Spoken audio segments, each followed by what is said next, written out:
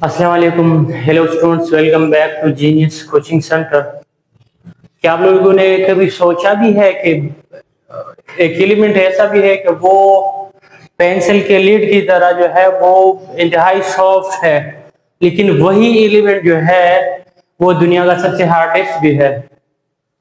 तो आप लोगों ने कभी सोचा भी है? नहीं, डायमंड, ग्रेफाइट, फलरीन है, ग्रेफीन है, एक ही एलिमेंट के मुख्तलिफ फॉर्म है। ऐसा क्यों है? तो इसका जवाब ढूंढने के लिए आप लोगों ने सीखना होगा एलोट्रॉपी को, जो कि एक इंटरेस्टिंग टॉपिक है, पेपर पॉइंट ऑफ व्यू से इंपॉर्टेंट भी है। इवन पिछले साल जो है ये लॉन्ग क्वेश्चन में आया था, व्हाट इज एलोट्रॉफी, और कार्बन के एलोट्रॉपी क्या है और कार्बन के एलोट्रोपिक फॉर्म जो है वो एक्सप्लेन कर ले वन बाय वन। तो आइए सीखते हैं एलोट्रॉपी क्या है और फिर कार्बन के एलोट्रोपिक फॉर्म भी सीखते हैं। एलोट्रॉपी को डिफाइन कैसे करेंगे? जब एक ही एलिमेंट हमारे पास एक हो लेकिन वो मुख्तलिफ शक्लों में जो है वो अपीयर हो जाए, वो एग्जिस्टेंस शो कर ले, तो इन एलिमेंट्स को हम एलोट्रोप्स कहते हैं। और जो ये फेनामिना शो करते हैं, फेनामिना को एलोट्रोपी कहेंगे। It is a phenomena. सबसे पहले आप लोगों को पता होना चाहिए कि ये फिनोमिना है, मतलब ये रेयर केस है। हर एलिमेंट जो है वो एलोट्रॉपी शो नहीं करता। ये एक अनयूजुअल एक्टिविटी है या अनयूजुअल बिहेवियर है। डिफाइन कैसे करेंगे? An element exist in more than one crystalline form in the same physical state. एक ही एलिमेंट है लेकिन वो मुख्तलिफ फिजिकल स्टेट में जो है उसके एटम्स अरेंज होते हैं। तो इस अरेंजमेंट को, इस फिनोमिना, इस बिहेवियर को हम क्या कहते हैं? एलोट्रॉपी कहते हैं। और दिस क्रिस्टलाइन फॉर्म, ये जो क्रिस्टलाइन फॉर्म्स है फिनोमिना को तो एलोट्रॉपी कहते हैं, लेकिन जो मुख्तलिफ फॉर्म्स है, मुख्तलिफ शक्लें हैं, उन शक्लों को हम जो है एलोट्रोप्स कहते हैं या एलोट्रोपिक फॉर्म्स कहते हैं। तो आप लोग एमसीक्यूज में ये पूछ सकते हैं आप लोगों से।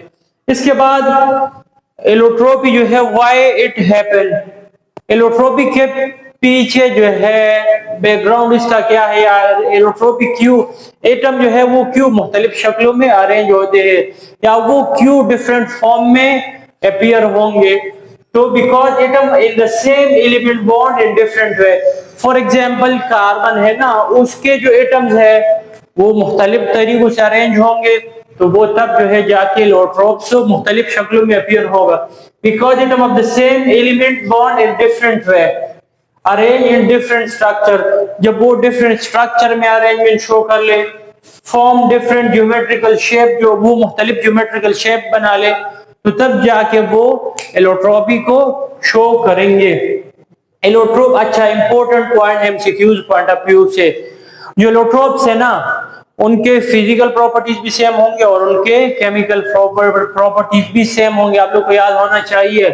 फॉर एग्जांपल कार्बन का आगे आ रहा है तो वो उसी से आप लोग जो है देख लेंगे। तो different physical state and chemical, physical properties और केमिकल प्रॉपर्टीज जो है वो एलोट्रोप्स की एक दूसरे से डिफरेंट होगी, केमिकल भी फिजिकल भी। इसके अलावा नोट कि पीरियोडिक टेबल में चंद एलिमेंट है जो एलोट्रॉपी को शो करते हैं। चंद फ्यू एग्जांपल मैंने दे दिए हैं, सल्फर है और ऑक्सीजन है, फास्फोरस है, SN है 10 और कार्बन। ये जो है एलोट्रोप मुख्तलिफ फॉर्म में ये अपीयर्स होते हैं। अब जो एलिमेंट एलोट्रोपी शो करते हैं तो आप लोग के एमसीक्यूज में आ सकता है कि which of the following element can show allotropy. तो वो आप लोगों को 3-4 तो मैंने यहाँ दे दिए हैं, कुछ और भी पीरियोडिक टेबल में है जो आप लोगों ने चैप्टर 3 में क्लियरली गिवन है कि इस ग्रुप के कौन कौन से एलिमेंट एलोट्रोपी शो करेंगे, इस ग्रुप के कौन कौन से शो करेंगे। तो आप लोग को जो है वहां से फिर सारे आप लोगों ने उसकी एक लिस्ट बना ले। टोटल 7-8 एलिमेंट है, ज्यादा नहीं है।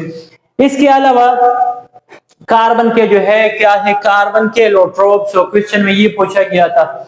तो कार्बन के हमारे पास 4 एलोट्रोपिक फॉर्म है या 4 एलोट्रोप, एक डायमंड, दूसरा ग्रेफाइट है, तीसरा फलरीन है और ग्रेफीन है। वैसे ग्रेफीन का जो है वो यहाँ होना चाहिए क्योंकि ये जो ग्रेफाइट है ना, ग्रेफीन उसका एक टाइप है, फिर इसका एक टाइप है।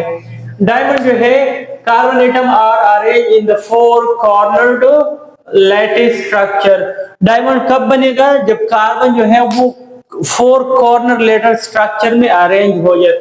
जब वो मतलब कार्बन है ना, ये वाला कार्बन, ये 1 2 3 और 4, इसी तरह ये कार्बन तो 1 2, इसी तरह 3 और 4 कार्बन, तो 1 2 3 और 4 कार्बन, तो 1 2 3 और 4, इसी तरह ये कार्बन 1 2 3 और 4। तो जब कार्बन जो है फोर कॉर्नर्ड लेट स्ट्रक्चर में अरेंज हो जाए तो वो डायमंड बनाएंगे। एक तो ये स्ट्रक्चर है, दूसरा जो है नॉर्मल जो आप लोग स्ट्रक्चर देखते हैं डायमंड का, आप लोग वही बना सकते हैं। हीरे का स्ट्रक्चर वो तो कॉमन है, तो आप लोग जो है यहाँ इंक्लूड कर सकते हैं। मैंने एटॉमिक स्ट्रक्चर मतलब मैंने एटम जाहिर किए हैं। तो कार्बन जो है जब वो फोर कॉर्नर स्ट्रक्चर में अरेंज हो जाए तो क्या बनाएगा? डायमंड बनाएगा। और जब दूसरा, अच्छा इसमें आप लोग देखेंगे कार्बन का जो है हाइब्रिडाइजेशन क्या है। तो कार्बन ने तो सारे सिंगल बॉन्ड्स बना दिए हैं ना, क्या किया है? कार्बन ने सारे सिंगल बॉन्ड बना दिए हैं।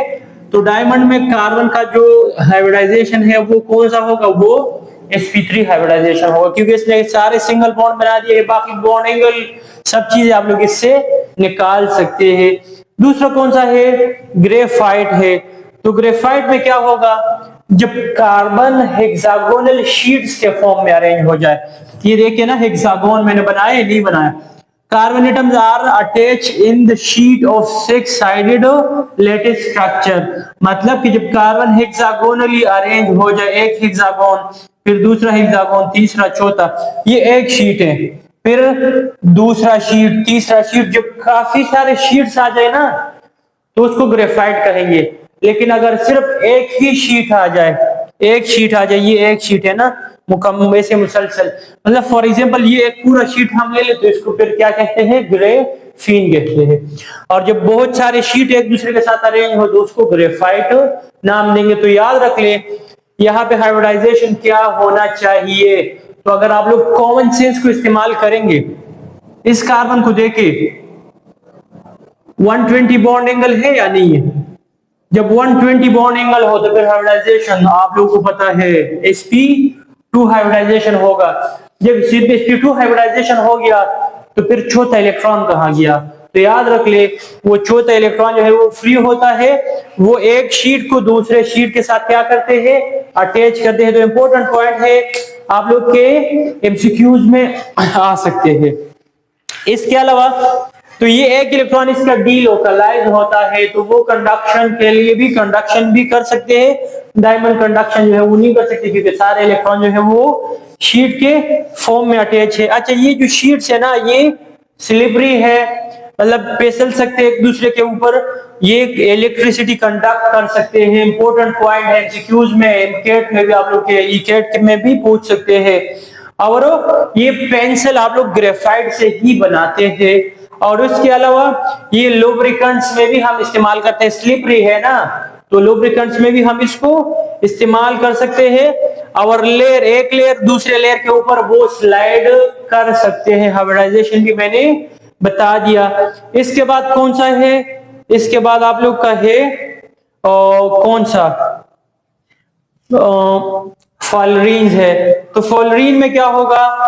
फॉलरीन में carbon atoms are arrange in the sphere, वो स्फेयर के फॉर्म में अटैच होंगे, सिलेंडर या एक शेप में अटैच होंगे। डायमंड का, ग्रेफाइट का जो है मैंने बना दिया है, सॉरी बकीबॉल का मैंने बना दिया। बकीबॉल जो है वो फॉलरीन का एक एग्जाम्पल है। तो बकीबॉल में ना एक पेंटागोन होगा 5 कॉर्नर वाला, फिर उसके इर्द गिर्द जो है 5 हेक्सागोन होंगे, फिर अगेन पेंटागोन और ऐसे हेक्सागोन। तो ये जो है पेंटागोन के इर्द गिर्द जो है वो हेक्सागोन होंगे, अगेन पेंटागोन और हेक्सागोन। तो ये उसका प्रॉपर एक फुटबॉल की तरह शेप इसका बन जाता है। आप लोग इसका प्रैक्टिस करेंगे तो और भी ज्यादा बेहतर बना देंगे। मैं जल्दी में था तो मैंने थोड़ा रफ डायग्राम इसका बनाया है। तो फॉलरीन में क्या होगा? एटम स्फेयर के फॉर्म में, एक अगर देखेंगे सिलेंडर कोई भी तो वो एक सर्कल स्फेरिकल फॉर्म में अटैच होंगे। और जो बकीबॉल है उसमें कितने कार्बन होते हैं? 60 कार्बन होते हैं, मतलब कि फुटबॉल के फॉर्म में, लेकिन कार्बन कितने होंगे? 60 होंगे। और इसके अलावा ये जो है ड्रग के डिलीवरी में हम इस्तेमाल करते हैं, कौन से ड्रग के डिलीवरी में? नैनो टेक्नोलॉजी में और इलेक्ट्रॉनिक्स में हम जो है ये वाला इस्तेमाल करते हैं। इसके बाद जो है कौन सा है? ग्रेफीन है। तो ग्रेफीन जो है वो इसका एक सब एग्जाम्पल मैंने बता दिया कि जब इसका सिर्फ एक शीट मौजूद हो तो उसको ग्रेफीन कहते हैं। It is the single sheet of graphite, और ग्रेफाइट का सिंगल शीट है। इसमें भी हाइब्रिडाइजेशन कौन सा है? देखिए, एक एटम, दूसरा एटम, तीसरा एटम, तो 120 बॉन्ड एंगल आया। 120 बॉन्ड एंगल तो कौन सा? sp2 हाइब्रिडाइजेशन आया। चौथा कहां गया? चौथा इलेक्ट्रॉन जो है वो डबल बॉन्ड बना लेते हैं। क्या बना लेते हैं? Double bond. हर एक कार्बन, इस कार्बन ने यहां डबल बॉन्ड बनाया, इसने यहां बनाया, इसने ये इसके साथ बनाया, इसने ये डबल बॉन्ड, तो हर एक कार्बन एक एक डबल बॉन्ड बनाएगा। बाकी सब में सिंगल सिंगल बॉन्ड, बेस में डबल बॉन्ड। sp2 हाइब्रिडाइजेशन और sp2 हाइब्रिडाइजेशन यहां आप लोग देखेंगे तो इसका भी 1 2 3 और 4 बना लिए तो sp3 हाइब्रिडाइजेशन होगा। अगर कोई मसला हुआ तो लास्ट में पूछ ले।